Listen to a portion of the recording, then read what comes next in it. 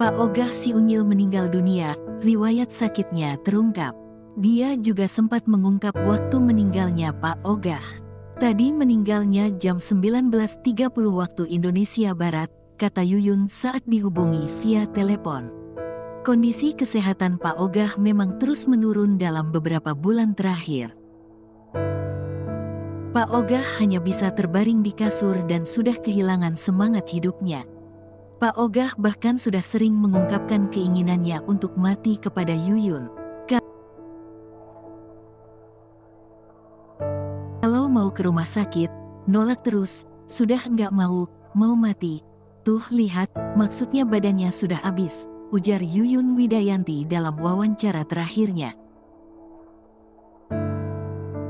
Diketahui sudah 4 tahun belakangan ini Pak Ogah bolak-balik ke rumah sakit karena mengalami penyumbatan darah di otak.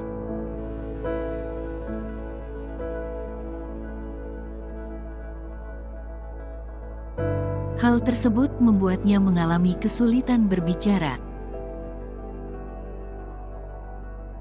Bahkan, belakangan ini Pak Ogah menjalani perawatan di rumah sakit akibat penyakit stroke. Pak Ogah sempat dirawat di Rumah Sakit Kartika Husada selama 18 hari sebelum akhirnya diizinkan rawat jalan. Pak Ogah diketahui mengalami penyumbatan pembuluh darah pada otaknya. Sang istri, Yuyun mengabarkan kondisi Pak Ogah pasca 2 minggu dirawat di rumah. Yuyun mengatakan Pak Ogah kini susah makan dan minum. Lantaran susah makan, membuat kondisi tubuh Pak Ogah kini semakin terlihat kurus. Mengetahui kondisi suaminya, Yuyun mengungkapkan perasaan sedih.